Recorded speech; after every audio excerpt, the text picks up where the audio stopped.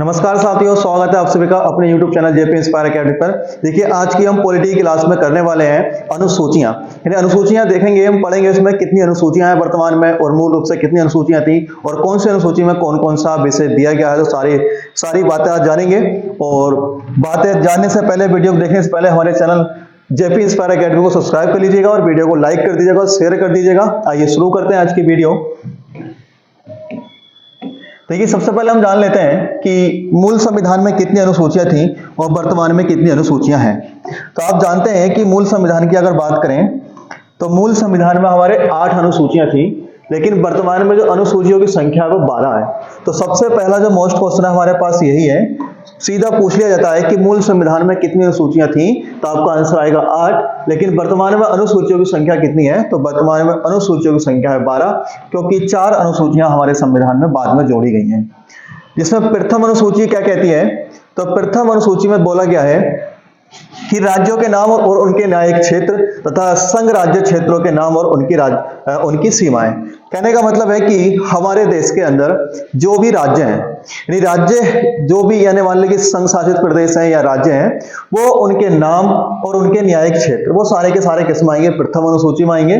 और संघ राज्य क्षेत्रों के नाम और उनकी सीमाएं, अर्थात जो भी संघ राज्य क्षेत्र हैं उनकी सीमाएं जो भी आए वो क्या है, आपके प्रथम अनुसूची में ही रखे जाएंगे। अर्थात जो भी हमारे भारत का राज्य क्षेत्र बनेगा वो प्रथम अनुसूची में ही दर्ज होता है। उसी प्रकार दूसरी अनुसूची की बात करें तो दूसरी अनुसूची में क्या बोला गया है, तो दूसरी अनुसूची में बोला गया है परिलब्धियां और भत्ते, विशेषाधिकारों और इससे संबंधित प्रावधान। अर्थात हम कह सकते हैं कि वेतन एवं भत्ते जो दिए जाते हैं वो हमारे संविधान की दूसरी अनुसूची के तहत दिए जाते हैं। जिसमें किन किन के वेतन भत्ते दिए जाते हैं, तो पहला है भारत के राष्ट्रपति, राज्यों के राज्यपाल, लोकसभा के अध्यक्ष और उपाध्यक्ष, राज्यसभा के सभापति और उपसभापति, राज्य विधानसभाओं के अध्यक्ष और उपाध्यक्ष, राज्य विधान परिषदों के सभापति और उपसभापति, सर्वोच्च न्यायालय के न्यायाधीश और उच्च न्यायालयों के न्यायाधीश तथा भारत के नियंत्रक एवं महालेखा परीक्षक। इन सभी के जो वेतन भत्ते दिए जाते हैं, अर्थात सैलरी दी जाती है, वो सभी के सभी की सैलरी कहां से दी जाएगी, भारत की दूसरी अनुसूची के तहत दी जाती है। तो आपसे पूछा जाए कि किसी भी मान लीजिए कि राज्य विधानसभाओं के अध्यक्ष और उपाध्यक्ष के जो वेतन है वो कहां से दिए जाते हैं, तो वो दूसरी अनुसूची के तहत क्या है, दिए जाते हैं। तीसरी अनुसूची में क्या है, तो तीसरी अनुसूची में है शपथ, यानी शपथ या प्रतिज्ञान। शपथ या प्रतिज्ञान का मतलब है कि जो भी हमारे संघ मंत्री हैं या और भी इतने मंत्री हैं या भारत के नियंत्रक महालेखा परीक्षक हैं, तो वो सारे के सारे व्यक्ति यानी कि पदाधिकारी जो शपथ लेते हैं वो कौन सी अनुसूची के तहत लेते हैं, तो वो तीसरी अनुसूची के तहत शपथ लेते हैं। इसमें कौन कौन आते हैं, तो संघ के मंत्री, यानी जितने भी संघ के मंत्री होंगे वो सभी के सभी तीसरी अनुसूची के तहत शपथ लेंगे। उसके बाद संसद के लिए निर्वाचन हेतु अभ्यर्थी और संसद के सदस्य, सर्वोच्च न्यायालय के न्यायाधीश, भारत के नियंत्रक एवं महालेखा परीक्षक, राज्यों के मंत्री, राज्य विधानमंडल के निर्वाचन के लिए अभ्यर्थी, राज्य विधानमंडल के सदस्य और उच्च न्यायालयों के न्यायाधीश, ये सभी व्यक्ति क्या हैं, ये सभी जो पदाधिकारी हैं वो सभी के सभी तीसरी अनुसूची के तहत शपथ लेते हैं। आगे चलते हैं चौथी अनुसूची।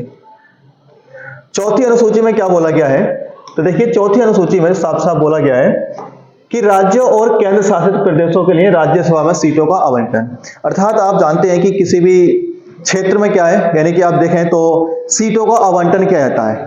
हर एक हमारे पूरे भारत में क्या सीटों का आवंटन कर दिया गया है, राज्यसभा की अलग और लोकसभा की अलग। लेकिन आप अनुसूची की बात करें तो चौथी अनुसूची में सिर्फ और सिर्फ राज्यसभा की सीटों का आवंटन की बात की गई है, ना कि लोकसभा सीटों के आवंटन की।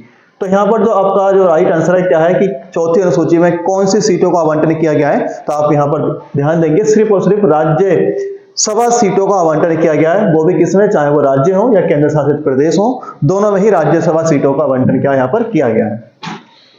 अब ये 5वीं अनुसूची और 6ठी अनुसूची ये बहुत ज्यादा कंफ्यूज करती हैं, क्योंकि इसमें दोनों में ही क्या है, अनुसूचित जनजाति क्षेत्रों के बारे में प्रशासन नियंत्रण के बारे में क्या प्रावधान दिया गया है। और 6ठी अनुसूची में भी क्या है, असम, मेघालय, त्रिपुरा और मिजोरम राज्यों के जनजातीय क्षेत्रों के प्रशासन के बारे में उपबंध क्या है यहाँ पर दिया गया है। अब इनमें दोनों में अंतर क्या है ये हम जानेंगे। देखिए 5वीं अनुसूची में बोला गया है अनुसूचित और जनजातीय क्षेत्रों के प्रशासन तथा नियंत्रण के बारे में उपबंध। कहने का मतलब है कि 5वीं अनुसूची के तहत भारत के जितने भी भारत के जितने भी अनुसूचित जनजाति क्षेत्र हैं उनके प्रशासन के बारे में जो भी प्रावधान है वो 5वीं अनुसूची के तहत दिए गए हैं। लेकिन इस 5वीं अनुसूची में असम, मेघालय, त्रिपुरा और मिजोरम इन राज्यों के जनजातीय क्षेत्रों को शामिल नहीं किया गया है। अर्थात इन राज्यों के जनजातीय क्षेत्रों के लिए अलग से स्पेशल एक अनुसूची दी गई है जो कि 6ठी अनुसूची है। इसमें सिर्फ और सिर्फ असम, मेघालय, मिजोरम और त्रिपुरा राज्यों के जनजातीय क्षेत्रों के बारे में प्रावधान क्या यहाँ पर किया गया है। भाई उसमें क्या है, 5वीं अनुसूची में भारत के जितने भी अनुसूचित जनजाति क्षेत्र हैं उसके लिए क्या यहाँ पर प्रावधान किया गया है, सिवाय असम, मेघालय, त्रिपुरा और मिजोरम को छोड़कर। इनके लिए प्रावधान कहाँ किया गया है, तो इनके लिए प्रावधान किया गया 6ठी अनुसूची में। 7वीं अनुसूची में क्या है, तो 7वीं अनुसूची में क्या है, सूचियों का वर्णन किया गया है। सूचियों का वर्णन का मतलब आप जानते हैं 3 प्रकार की सूचियां पाई जाती हैं। एक तो संघ सूची होती है, दूसरी होती है राज्य सूची और तीसरी होती है समवर्ती सूची। ये 3 प्रकार की सूचियों का वर्णन क्या है हमारे संविधान में क्या है किया गया है। और आप जानते हैं कि संघ सूची का मतलब क्या होता है कि संघ सूची में वह विषय आते हैं जिन पर संघ सरकार कानून बनाती है, वहीं राज्य सूची में वे विषय आते हैं जिस पर राज्य सरकार कानून बनाती है, और समवर्ती सूची में वे विषय आते हैं जिन पर राज्य सरकार और केंद्र सरकार दोनों मिलकर कानून बना सकती हैं। अब इसमें विषयों की संख्या रख दी गई है कि संघ सूची में कितने विषय थे, वर्तमान में कितने हैं, राज्य सूची में कितने विषय थे और वर्तमान में कितने हैं, ऐसे ही समवर्ती सूची में भी कितने विषय थे और वर्तमान में कितने हैं, क्योंकि इनमें जगह समय समय पर क्या परिवर्तन किया गया है। तो अगर आप संघ सूची की बात करें तो मूल रूप से 97 विषय थे, लेकिन वर्तमान में कितने 98। पहले 97 थे, फिर इसके बाद 100 हुए और वर्तमान में कितने हैं 98 विषय हैं। और कहीं कहीं आपको ये यहाँ पर इसका आंसर 100 भी मिलता है, क्योंकि 97 के बाद 100 हुए थे, लेकिन वर्तमान में जो संघ सूची में विषयों की संख्या है वो 98 है। उसके बाद राज्य सूची की बात करें तो 66 थे, मूल रूप से कितने थे 66 थे, लेकिन फिर इसके बाद कितने हुए 61 हुए और वर्तमान में जो विषयों की संख्या है इसमें कितनी है 59 है। वैसे ही समवर्ती सूची में जो मूल रूप से जो विषयों की संख्या थी वो 47 थी, और लेकिन वर्तमान में कितने विषय हैं, तो वर्तमान में 52 विषय हैं। तो इस प्रकार से आप इसको ध्यान रखेंगे कि मूल रूप से 97 थे, वर्तमान में कितने 98, मूल रूप से 66 थे, यहाँ पर 59 हैं, यहाँ पर 47 थे और अब कितने हो गए 52। इसका आप जरूर याद रखेंगे अच्छे से। नेक्स्ट 8वीं अनुसूची। 8वीं अनुसूची में आप जानते हैं भाषाओं का वर्णन किया गया है, यानी कि संविधान द्वारा मान्यता प्राप्त भाषाएं मूल रूप से 14, मगर फिलहाल कितनी है 22 है। क्योंकि जब हमारा संविधान लागू हुआ था, संविधान बना था, तो हमारे संविधान में 14 भाषाओं को यहाँ पर वर्णित किया गया था, लेकिन वर्तमान में जो 8वीं अनुसूची में दर्ज किया गया वो 22 भाषाओं को दर्ज किया गया है। अब ये भाषाएं कौन कौन सी हैं, देखिए 14 भाषाएं तो आप जानते हैं मूल रूप से कितनी थी 14 थी। अब 15वीं भाषा कौन सी थी, तो 15वीं भाषा के बारे में आपको बता दूं, 15वीं भाषा थी सिंधी। 15वीं भाषा थी सिंधी, और ये जो भाषा जोड़ी गई थी, ये जोड़ी गई थी 21वां संविधान संशोधन 1967 के द्वारा इस भाषा को जोड़ा गया था। इसके बाद एक संविधान संशोधन हुआ, कौन सा 71वां संविधान संशोधन 1992। इसके द्वारा 3 भाषाएं जोड़ी गई, नेपाली, मणिपुरी और कोंकणी। ये 3 भाषाएं जोड़ दी गई।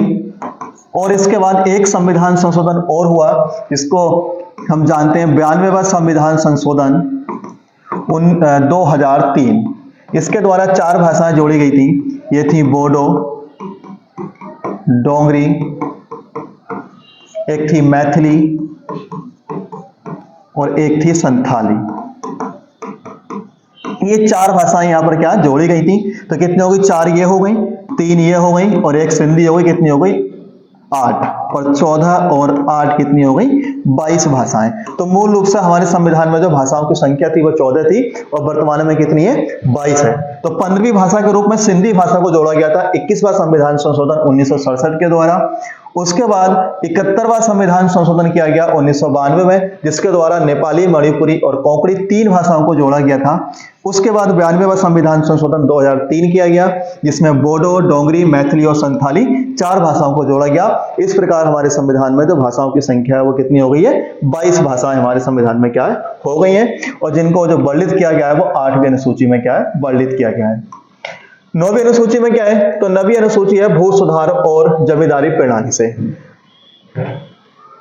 और ये जो 9वीं अनुसूची है, ये सबसे पहला संविधान संशोधन जो हुआ था, यानी कि प्रथम संविधान संशोधन द्वारा जोड़ी गई जो अनुसूची थी वो 9वीं अनुसूची ही थी। यह बहुत ज्यादा पूछा जाता है कि हमारे संविधान में प्रथम संविधान संशोधन में क्या हुआ था। तो प्रथम संविधान संशोधन जब हुआ तो हमारे संविधान में 9वीं अनुसूची जोड़ी गई थी, जो कि भू सुधार और जमींदारी प्रणाली से संबंधित थी। क्योंकि आप जानते हैं हमारे इस देश में आजादी से पहले क्या था, जमींदारी प्रणाली थी। क्योंकि लोग दासकर्ता को, यानी लोग जो जमींदार थे वहां पर अपने यहाँ गुलामी कराते थे उनसे, तो उसका उन्मूलन करने के लिए क्या है, यहाँ पर एक भू सुधार इसमें नियम जोड़ा गया 9वीं अनुसूची के तहत, जो कि प्रथम संविधान संशोधन के द्वारा क्या यहाँ पर जोड़ा गया था। 10वीं अनुसूची में क्या है, दल बदल के आधार पर संसद और विधानसभा के सदस्यों की निर्भरता के बारे में उपबंध। इस अनुसूची को 52वें संविधान संशोधन अधिनियम 1985 के द्वारा जोड़ा गया था। देखिए जो 10वीं अनुसूची है, हम इसमें डायरेक्टली कहते हैं किससे संबंधित है, तो ये दल बदल कानून से संबंधित है। तो दल बदल कानून जो संबंधित है वो कौन सी अनुसूची से संबंधित है, तो 10वीं अनुसूची से संबंधित है। और ये 10वीं अनुसूची हमारे संविधान में कब जोड़ी गई है, तो 52वां संविधान संशोधन 1985 के द्वारा इस अनुसूची को क्या यहाँ पर जोड़ा गया था। इस दल बदल को क्या कहते हैं, दल बदल क्या है, तो इसकी मैंने पूरी वीडियो बना दी है। आप चाहें तो जाके वीडियो लिस्ट में क्या है आप देख सकते हो कि दल बदल कानून क्या है और इसमें कौन कौन आते हैं। फिर उसके बाद है 11वीं अनुसूची। 11वीं अनुसूची और 12वीं अनुसूची हमारे संविधान में बहुत ज्यादा मोस्ट है और इससे यहाँ से क्वेश्चन क्या पूछे जाते हैं बहुत ज्यादा। तो 11वीं अनुसूची में क्या है, जिसमें पंचायती राज प्रणाली क्या इसमें विकसित वर्णित की गई है, जिसमें पंचायती यानी ग्राम पंचायतें जो होती है हमारी, उसमें पंचायती शासन जो है उसमें यहाँ पर क्या दिया गया है, बोला गया है पंचायत की शक्तियां, प्राधिकार व जिम्मेदारियां। इसमें जो विषयों की संख्या दी गई है 29 दी गई है और इसको जोड़ा गया था 73वें संविधान संशोधन 1992 के द्वारा।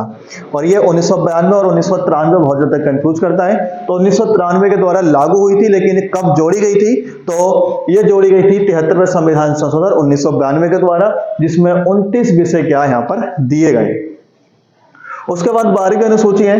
तो 12वीं अनुसूची में क्या है, नगर पालिकाओं का प्रशासन यहाँ पर क्या वर्णित किया गया 12वीं अनुसूची में, जिसमें विषयों की संख्या दी गई है 18 और इस अनुसूची को जोड़ा गया था 74वें संविधान संशोधन 1992 के द्वारा। अर्थात ये दोनों ही अनुसूचियां 73वें संविधान संशोधन और 74वें संविधान संशोधन 1992 के द्वारा ही यहाँ पर क्या है जोड़ी गई थी, जिसमें पंचायत प्रणाली में कितने विषय दिए गए, 29 विषय दिए गए हैं और नगर पालिका प्रशासन में जो विषयों की संख्या दी गई है वो 18 दी गई है। जो यहाँ से क्वेश्चन बहुत ज्यादा पूछा जाता है, इसे अच्छे से याद रखेंगे। विषयों की संख्या की ग्राम पंचायती प्रणाली में कितने विषय हैं और नगर पालिका प्रशासन में कितने विषय हैं। तो 12 हमारी जो कंप्लीट अनुसूचियां वो 12 हैं और 12 की 12 अनुसूचियां मैंने आपको पढ़ा दी और आपको अच्छे से समझ में आई होंगी कि कौन सी अनुसूची में क्या है और कौन कौन से विषय यहाँ पर क्या रखे गए हैं। तो उम्मीद करते हैं सारा का सारा समझ में आ गया होगा और आप चाहते हैं कि हमारे ऐसी और वीडियो आपके पास तक पहुंच रहे हैं तो वीडियो को लाइक कर दीजिएगा और चैनल को सब्सक्राइब जरूर कर दीजिएगा। जल्द मिलेंगे अगली वीडियो में। धन्यवाद।